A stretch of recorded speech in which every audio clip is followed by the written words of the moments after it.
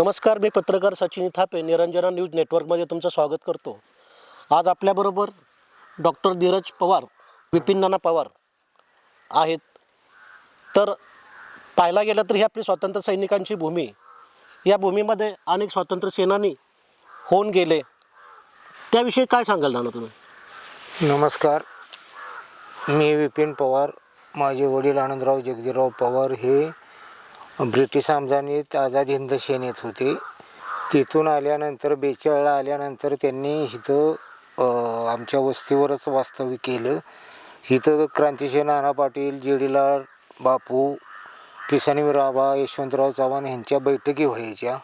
हे त्यांचे सगळे स्नेही होते आणि इथूनच त्यांचा सगळा कारभार चालायचा। अशा ठिकाणी मी आहे। मग तुमच्या घरी हे सगळे स्वातंत्र्य सेनानी यायचे? हो, यायचे। वाड्यात यायचे, आमचा वाडा आहे गावात। बर, त्या वाड्यात यायचे आणि तिथनं त्यांचे रात्रीचा मुक्काम इथं मळ्यात असायचा। ह्या बर, वडिलांच्या पाशी, वडील इथं मळ्यातच राहायचे आमचे। अच्छा अच्छा। जिल्ह्यातील नव्हे तर महाराष्ट्रातील सगळे राजकीय नेते या ठिकाणी यायचे? यायचे, ह्या ठिकाणी येऊन गेलेले आहेत। अच्छा धीरज, आता मी तुमच्याकडे येतो। पाटकळ जिल्हा परिषद गटातून तुमच्या बहीण सौ गौरी सचिन कुमार नलावडे या जिल्हा परिषद गटातून उमेदवार म्हणून निवडणुकीला सामोरं गेल्या। त्यांचा थोडक्या मताने पराभव झाला। काय सांगाल तुम्ही, एक भाव म्हणून त्यांच्याविषयी काय सांगाल तुम्ही? सर्वप्रथम म्हणजे जरी पराभव झालेला असला माझ्या बहिणीचा गौरी सचिन कुमार नलवडे, तर तिने 11,000 साधारण मतं केलेली आहेत। म्हणजे 278 मतांनी तिचा पराभव झाला आहे। म्हणजे 144 मतं जर पडली असती तिला, बरोबर, तर ती निवडून आली असती एक मताने। तर भाव या नात्याने जरी ती निवडून आली नाही तरी तिच्या मागं म्हणजे आम्ही उडतारे म्हणजे आमची फॅमिली आहे ती पाठीची आहे। हार जय पराजय होत राहतो। आता ह्याची पार्श्वभूमी सांगायची झाली तर आपण पाटकळ गटाचा विचार केला, जसं की पाटकळ गटामध्ये शिवतरगण आणि पाटकळगण असे 2 गण येतात। ती पण पंचकृष्णा नदीच्या काठी, कृष्णा वेण्णा नदीच्या काठी असले पसरलेला समजा मतदारसंघ आहे। आणि सुशिक्षित, चांगले किंवा शेती उत्तमरित्या करणारे बिझनेसमॅन अशी परिस्थिती आहे। म्हणजे सुज्ञ नागरिक आहेत तिथं आपल्या भागातले पाहुणे परिचय आहेतच बऱ्यापैकी, अशी परिस्थिती आहे। तिकीट मिळताना म्हणजे तिचं समजा साधारण चाचपणी चाललेली असताना की निवडणुकीला उभं राहण्याचा असा आग्रह धरला जातोय। म्हणजे आपले लाडके सर्वांचे, म्हणजे आपलं काळीज म्हटलं तरी काय हरकत नाही, छत्रपती उदयनराजे भोसले आपले खासदार म्हणजे, आणि लाडके म्हणजे आत्ता बांधकाम मंत्री आहेत शिवेंद्र बाबा राजे, बाबा राजे। आणि दुसरं म्हणजे तरुण एक तडफदार कोरेगाव तालुक्यातून जे युवा नेतृत्व आलेलं आहे की महेशजी शिंदे, त्यांचे कामाचा तडाखा लावलाय किंवा त्यांनी कामाचं म्हणजे झोकून दिलेलं आहे। अशी परिस्थिती असताना ह्या तिघांनी एकत्र येऊन म्हणजे माझ्या बहिणीला तिकीट मिळालं। त्याच्यातून सर्वप्रथम आपल्या चॅनेलद्वारे किंवा ह्याच्याद्वारे मी त्या तिघांचं किंवा सर्व कार्यकर्त्यांचं, मतदारांचं जरी निवडणुकीत हारली असली ती तरी भाव या नात्याने मी सर्व त्या पाटकळ गणातील किंवा शिवतर गणातील किंवा पाटकळ गटातील सर्व लोकांचं मी धन्यवाद देतो। काही गोष्टी कसं झालं, आता राजकारणाला थोडं राजकारणी ह्यांचं बॅकग्राऊंड कमी असेल, समजा सामाजिक प्लस बिझनेस असं तिची फॅमिली आहे। ओके, म्हणजे फक्त ती वैयक्तिकरित्या जरी सामाजिक असली तरी आमचे वडील आहेत समजा, तर तिचे वडील लहानपणी असताना वारलेले आहेत आणि वारसा आपल्याला क्रांतिकारकांचा किंवा चांगल्या सुसंस्कृत घराचा असल्यामुळं वडिलांच्या बरोबर ती फिरायची। म्हणजे माझी एक छोटी बहीण आहे एक विनया म्हणून, आणि ती गौरी नलावडे, वडिलांचे म्हणजे कमांडर जीप आहे आमची, ह्या पंचक्रोशीत आपल्याला प्रसिद्ध आहे। तर ती शेजारी बसून फिरायची आणि वडिलांना थोडा तर राजकारण किंवा समाजकारणाची आवड आहे। तिला बाळकुडू तेव्हाच तिथं मी आलं होतं आणि तिने ती सुज्ञ म्हणजे ॲडव्होकेट झालेली आहे, म्हणजे स्ट्रगल करत तिने। आणि दुसरं एक तिच्याबद्दल मला ह्या चॅनेलद्वारे सांगायचं झालं बहिणीचं एक, की आता ठीक आहे पराजय वगैरे, पण तिने म्हणजे जो व्यक्ती आपलं कुटुंब सांभाळतो, पाहुणे रावळे सांभाळतो, तिचं बॅकग्राऊंड जे आहे, तिला भाकरी टाकायची जरी स्पर्धा लावली तरी ती सगळ्यांना हरवेल अशी परिस्थिती आहे। हळद नीट करण्यापासून, खुरपण्यापासून अशी पार्श्वभूमी होती। आत्ता परिस्थिती वेगळी आहे समजा, पण तिला ती बॅकग्राऊंड आहे आणि लोकांचा संपर्क किंवा एक हसतमुख आहे व्यक्तिमत्व आणि विनयशीलता आहे। म्हणजे कधी ती चिडली असं दिसलेलं नाही आणि ह्या सर्वांच्या ह्याने ती उभी राहिली निवडणुकीला। पण दुःख म्हणजे ती पडली समजा, पण ह्याच्यातून कसं आहे आपल्याला बाहेर निघणं गरजेचं आहे। तिचा संपर्क झाल्यावर 2 दिवसांनी मी फोन केला परत, म्हणजे कॉन्टॅक्टमध्ये होतोच, नाराज होती। दुसऱ्या तिसऱ्या दिवशी ती म्हटली की मला बाबा मर्डे किंवा ह्या गावातनं गाणातनं महिलांचे फोन आले कार्यकर्त्यांचे आणि ते रडतायत म्हणजे।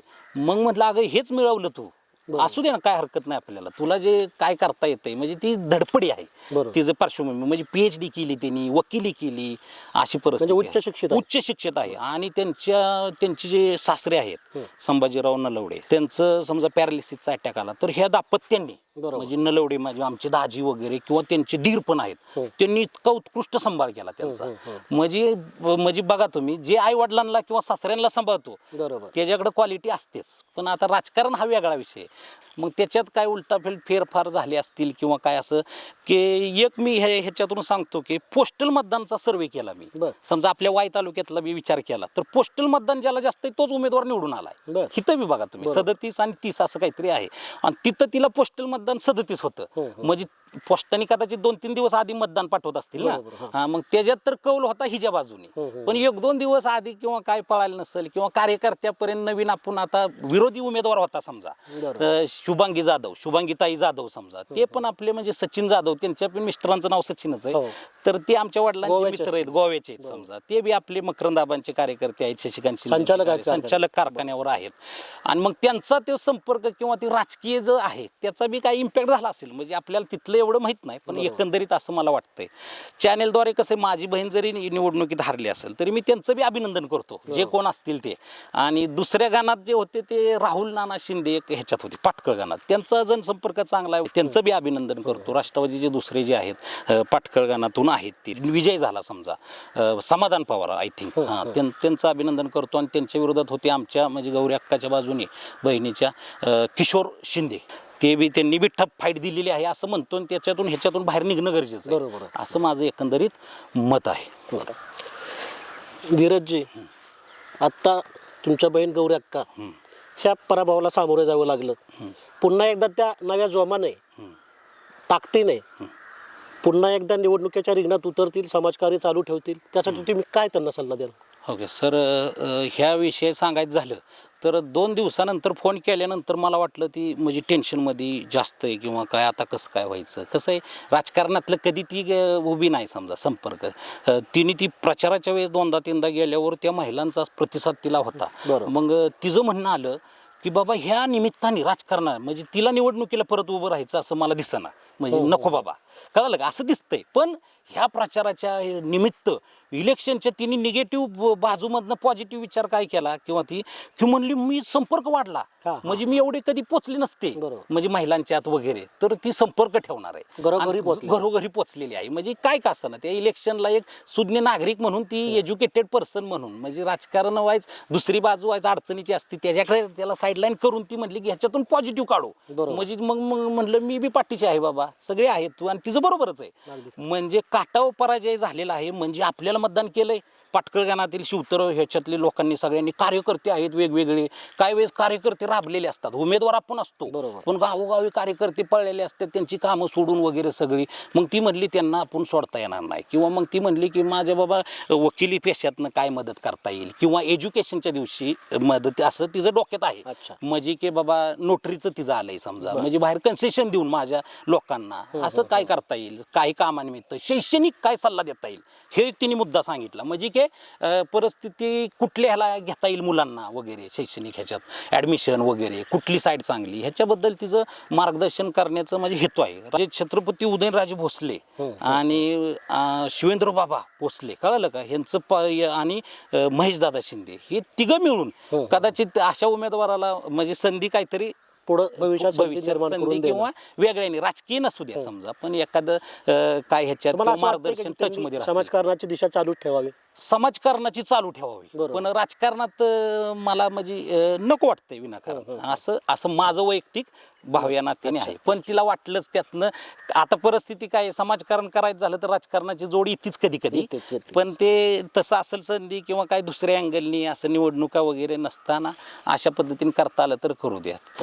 कारण तिचा विश्वास म्हणजे म्हणली ती 100% त्या सीटमध्ये छत्रपती उदयनराजे भोसले आदरणीय, कळलं का, आणि शिवेंद्र बाबा भोसले आणि ह्यांचा करिश्मा पाहता आहे तिघं बांधकाम मंत्री, म्हणजे कधी नव्हे ते आपल्या सातारा जिल्ह्याला एवढं पाठबळ मिळालंय, म्हणजे मंत्रीपद कुठल्या का पक्षाच्या आशनात, लक्षात तुमच्या. म्हणजे आपल्याला संधीचं सोनं करून घेतलं पाहिजे आणि कार्यकर्त्यांनी नाराज न होता कामाने काम करत राहणे आणि आपले बी घरचं फॅमिली बघत बाकीचं काम करत तब्येत एक सांभाळली पाहिजे.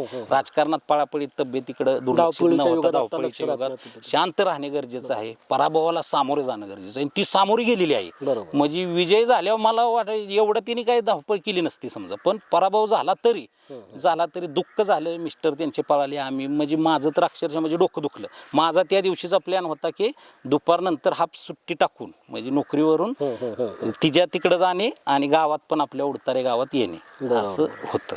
पण तसं झालंय. तर तिने ऑल द बेस्ट तिच्यासाठी ह्या चॅनेलद्वारे मी सांगू शकतो. धन्यवाद धीरजजी, धन्यवाद. धन्यवाद विपिनजी. आपण आज आमच्या निरंजना न्यूज नेटवर्कला मुलाखत दिलीत, मतदारांना आवाहन केलं, त्याबद्दल मी पत्रकार सचिन थापे तुमचे आभार मानतो. धन्यवाद. धन्यवाद.